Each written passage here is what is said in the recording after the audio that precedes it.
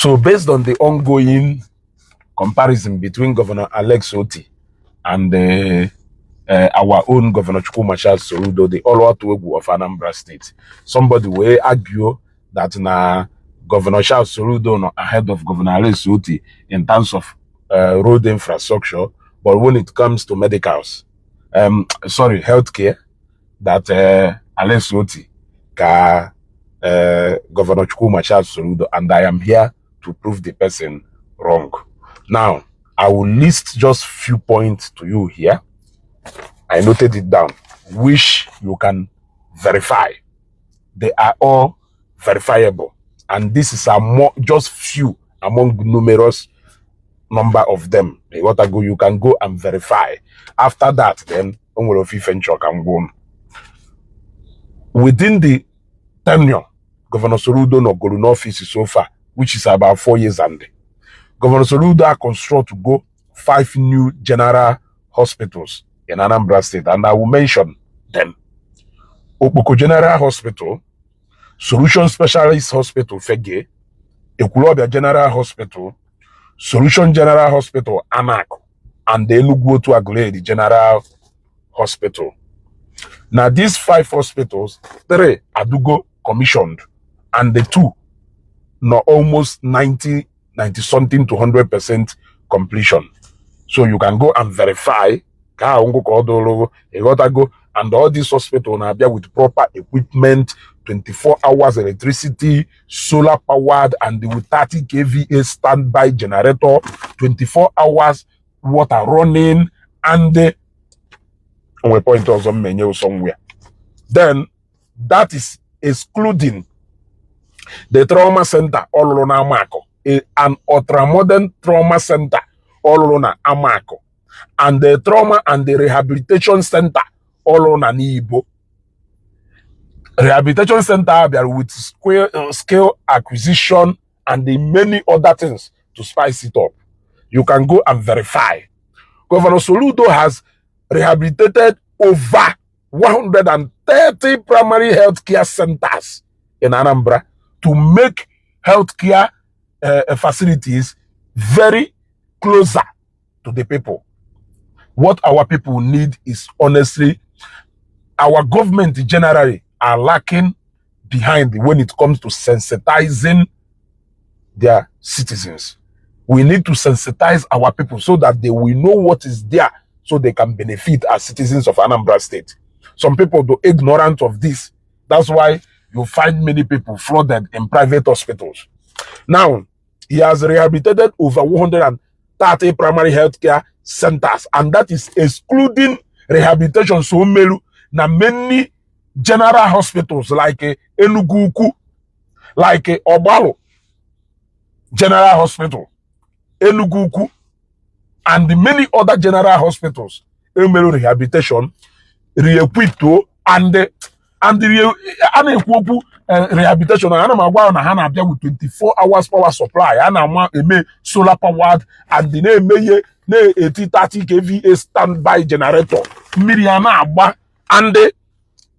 And outside now, for you to understand that this rehabilitation of over 130 primary healthcare centers is not audio, they are verifiable. That is what earned Anambra State the overall best performing state award in Nigeria at the National Primary Healthcare Leadership Challenge.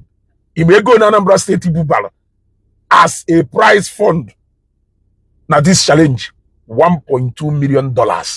Verifiable. It is not audio. It is not going to audio. Now, within this period, Governor Soludo's administration, in order to enhance healthcare service, has made available over 40 high-powered ambulances scattered within the general hospitals, government general hospitals in Anambra State, to make emergency call available for Ndemadi respond immediately.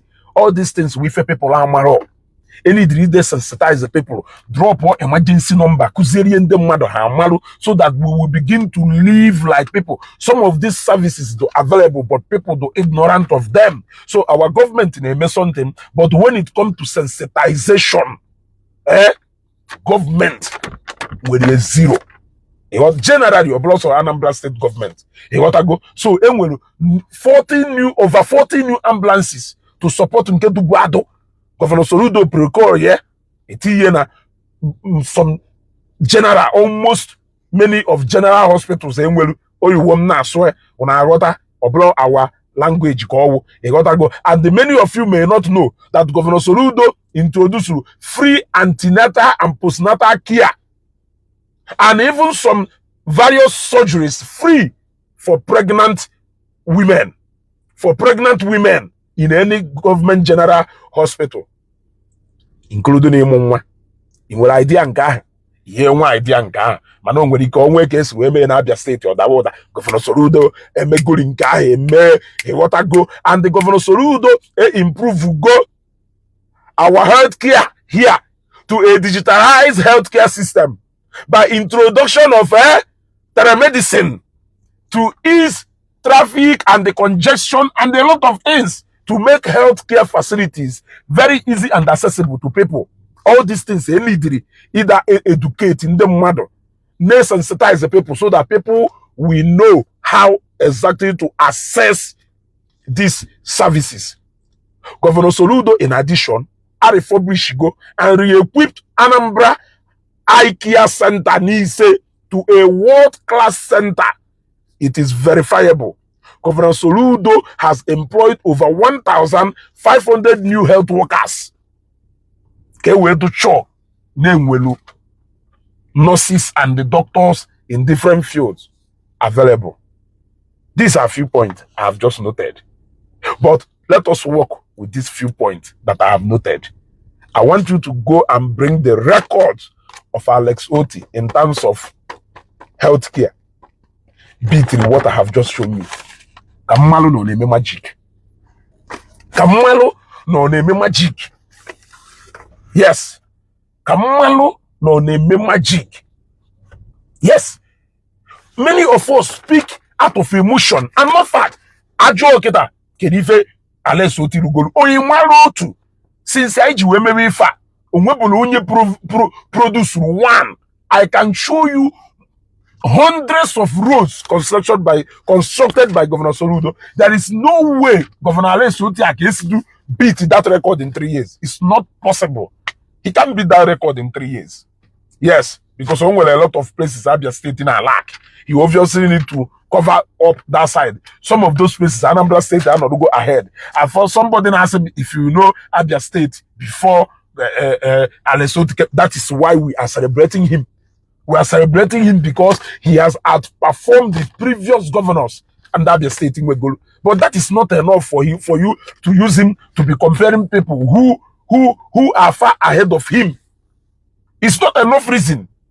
So I want you to go and bring records that outplay this one. Governor Soludo may go so far with this few points in pick. Which this is just few points. So when it comes to healthcare, Governor Soludo, it doesn't matter whether you hate him or not. There is nothing you can do about that. Facts and figures are there. Facts are there for you to go and verify. Go and verify. In terms of healthcare in Abia State, due to that social media hype in Anagua, because social media hype in Munyamelu,